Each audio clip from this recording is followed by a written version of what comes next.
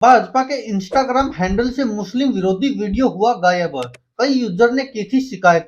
Bharatiya Janata party ने डाली थी नफरत फैलाने वाली रील। जी हाँ दोस्तों, जिस तरह से चुनाव का मौसम आया हुआ है, तो भारतीय जनता पार्टी चुनाव प्रचार में इतना गिर चुकी है कि प्रधानमंत्री नरेंद्र मोदी भी मुस्लिमों के खिलाफ बयान देते दिख रहे हैं।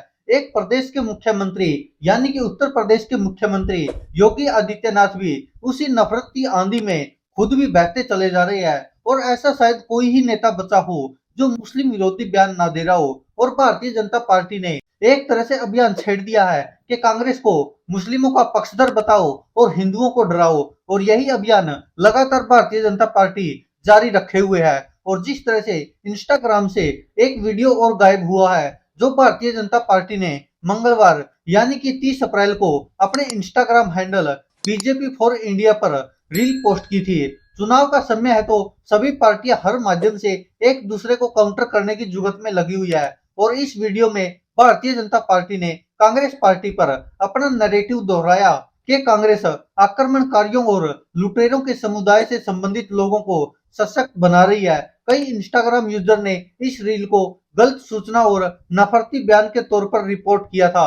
अब ये वीडियो भारतीय जनता पार्टी के इंस्टाग्राम हैंडल पर नहीं है। हालांकि अभी तक यह तो साफ नहीं हो पाया कि यह वीडियो भाजपा ने खुद हटाया है या इंस्टाग्राम ने खुद हटा दिया। कि जिस तरह से बड़े पैमाने पर इस रील के खिलाफ लगातार लोग रिपोर्ट कर रहे थे और कह रहे थे कि देखिए भारतीय जनता पार्टी कैसे एक धर्म विशेष को टारगेट करते हुए नफरत फैला रही है देश में। और जब जब चुनाव आता है तो ऐसा होता ही रहा है, यह पहली बार नहीं हुआ है। हालांकि आपको याद होगा, सोशल मीडिया पर कुछ दिन से चला हुआ था कि थोड़ा सब्र कीजिए, अभी तो 2 चरणों का मतदान हुआ है, तीसरे चौथे चरण का होने दीजिए और 5वें छठे 7वें चरण तक तो प्रधानमंत्री नरेंद्र मोदी रोते हुए भी नजर आएंगे। हालांकि खुद राहुल गांधी ने भी ये कहा था। और अब देखना होगा कि आगे क्या क्या होता है। लेकिन आपको बता दें कि जो यह भारतीय जनता पार्टी ने एनिमेटेड वीडियो बनाया था, उसमें प्रधानमंत्री नरेंद्र मोदी, कांग्रेस सांसद राहुल गांधी और बाकी लोगों की कार्टून नुमा वीडियो थी। और बैकग्राउंड में कहा जा रहा था कि अब की बार 400 पार, श्री नरेंद्र मोदी को इस समय हमारा पूरा समर्थन चाहिए। हर एक भारतीय को एकजुट होकर नरेंद्र मोदी को सपोर्ट करना ही होगा। भाई बात सीधी है, अगर कांग्रेस पार्टी सत्ता में आती है तो वो गैर मुसलमानों से सारा पैसा, सारी संपत्ति छीनकर मुसलमानों को दे देगी। उनका पसंदीदा समुदाय मनमोहन सिंह ने तो बोला ही था कि हमारे संसाधनों पर पहला दावा मुसलमानों का है। भाजपा के इस वीडियो में आगे आक्रांताओं के बारे में बताया गया कि कहा गया कि कैसे प्राचीन भारत खूबसूरत तो था, बहुत समृद्ध भी था। हर भारतीय के पास बहुत सोना हुआ करता था और इसी समृद्धि को देखकर घुसपैठिए और लुटेरे बार बार आते थे, भारतीयों की सारी संपत्ति लूटते थे, आपस में बांटते थे और हमारे मंदिर भी तोड़ते थे। इसी समुदाय के लोगों को कांग्रेस पार्टी सशक्त करने जा रही है। कांग्रेस पार्टी का मैनिफेस्टो असल में मुस्लिम लीग की विचारधारा पर आधारित है। अगर आप एक गैर मुसलमान है तो कांग्रेस आपकी संपत्ति छीन लेगी।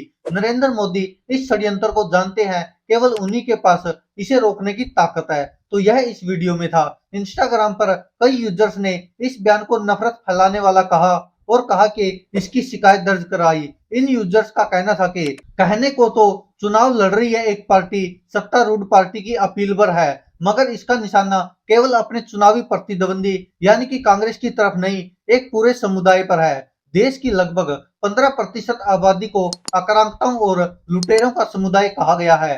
इस पोस्ट के विरोध में एक तरह है कि वो गलत सूचना फैलाने का।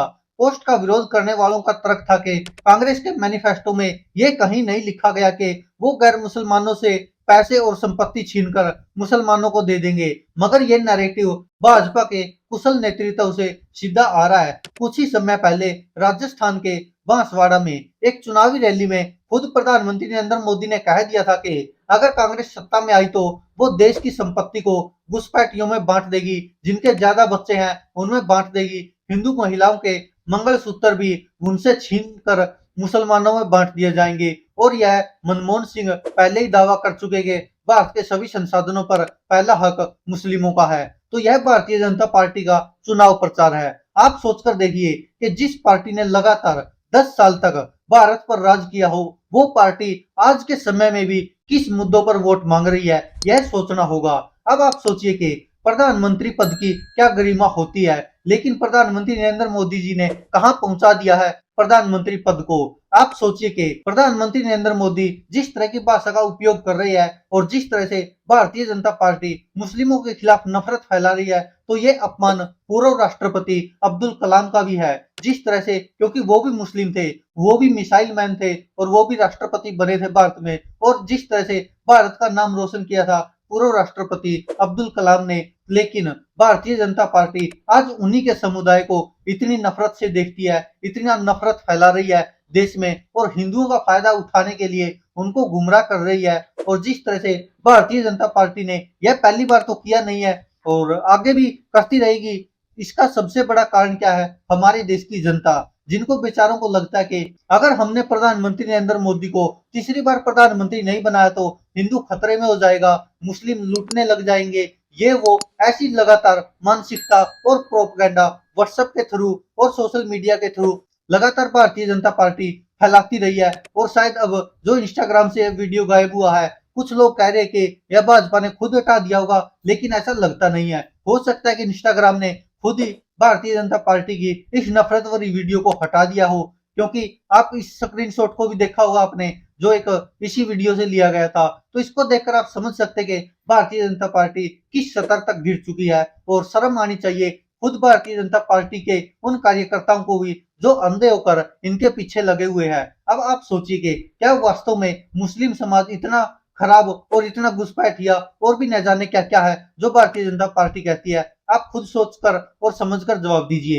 क्योंकि आपको याद होगा संसद में एक बार एक बीएसपी के सांसद को रमेश बिधूड़ी ने क्या कुछ कहा था, आपको याद ही होगा, घुसपैठिए। वही शब्द आज खुद प्रधानमंत्री नरेंद्र मोदी खुले मन से बोल रहे हैं, लेकिन ना चुनाव आयोग कुछ कर सकता है, ना कोई अदालत कुछ कर सकती है, ना कोई कानून कुछ कर सकता है, क्योंकि बोल कौन रहा है? खुद प्रधानमंत्री नरेंद्र मोदी बोल रहे हैं। और शर्म की बात तो यह कि वो हमारे देश के प्रधानमंत्री है और प्रधानमंत्री के पद पर रहते हुए ऐसी भाषा का उपयोग हमारे ही देश के एक समाज के खिलाफ कर रहे हैं, जो अपने आप में एक आपत्तिजनक है और अपमानजनक है। दोस्तों, आप क्या कहते हैं इस पर? अपनी राय कमेंट बॉक्स में जरूर दीजिएगा।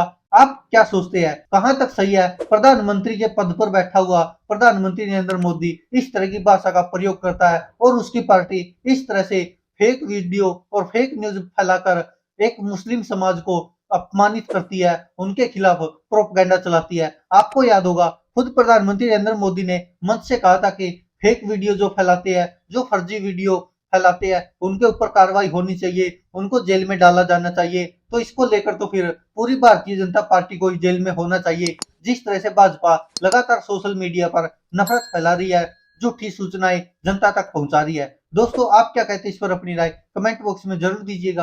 धन्यवाद दोस्तों, देखते रहिए सच की आवाज।